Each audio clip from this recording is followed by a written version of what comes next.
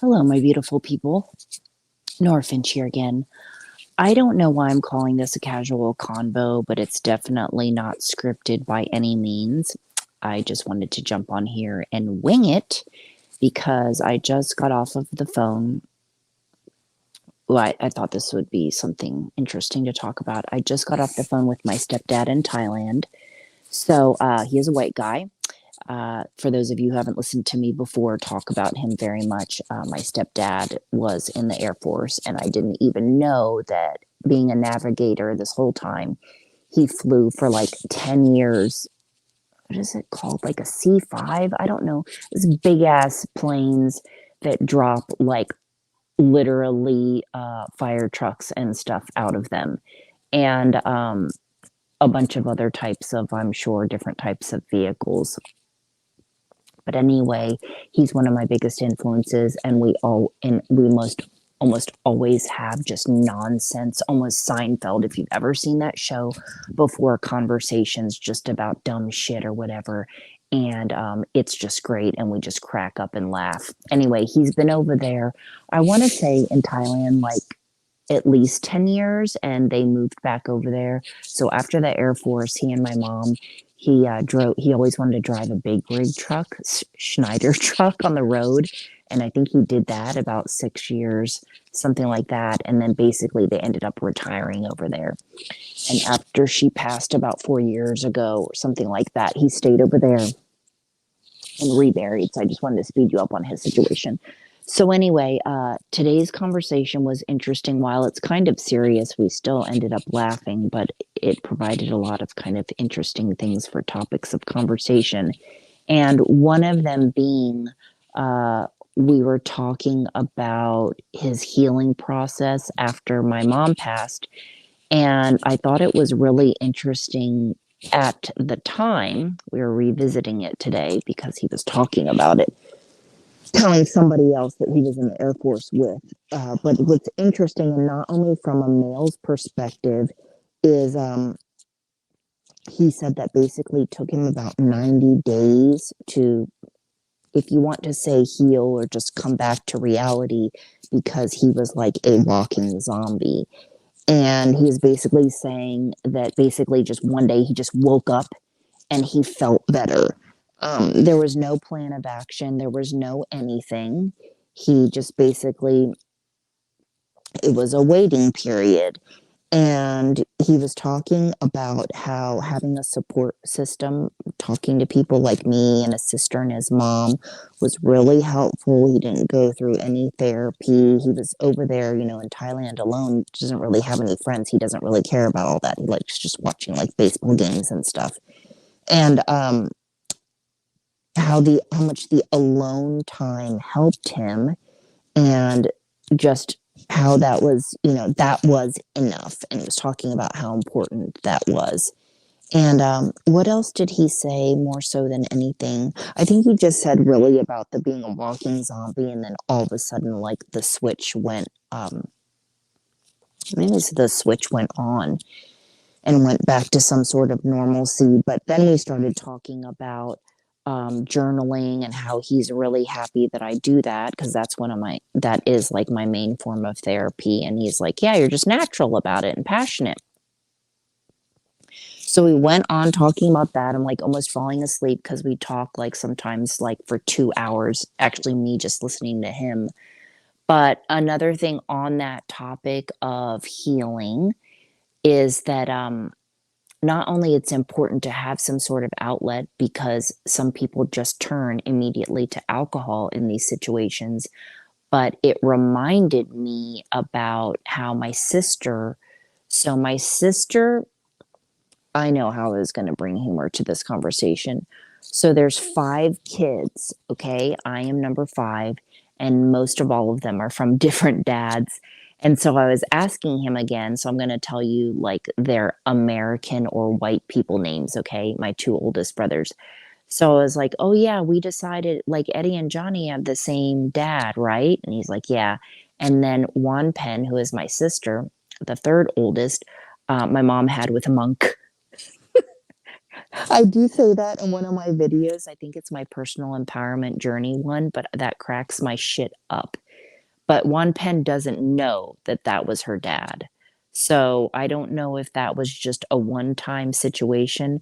For those of you that don't know anything about Buddhism or whatever, like monks are basically looked at almost as high as like a priest, right? Like you don't do that sort of a thing.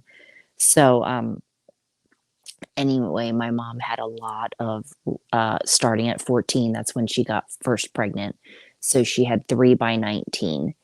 And so apparently, though, she had lots of these different types of stories, which basically makes with men, which provides for great background on my family history, which a lot of people have not heard about me talk about my mom and the narcissism and everything involved, which my stepdad does not, I think maybe in some ways is in denial regarding it. But, you know, he had a different experience with her.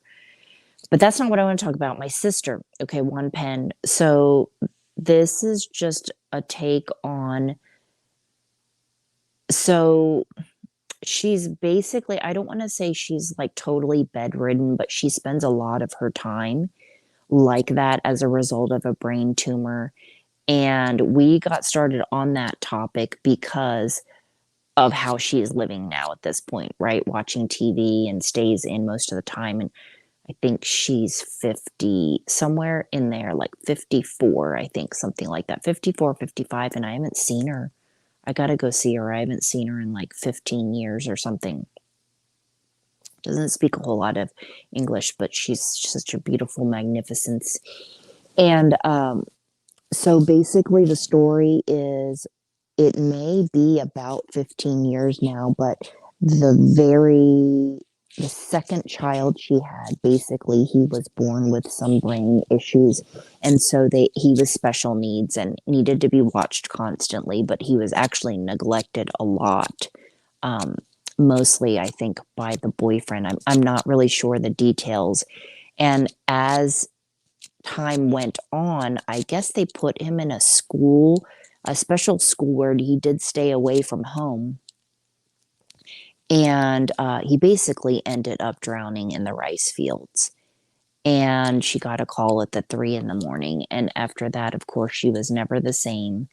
But she developed down the road, she developed a brain tumor. And so she had that removed and I guess was on narcotics and different things for a very long time. And I was explaining because what I believe to be true already in mind, body, spirit healing, that this is something that can happen as a result of something traumatizing like this. So it was just reminding me again that not only how quickly your life can change, but more so than anything about, okay, how your life can change, but also the mind, body, spirit connection.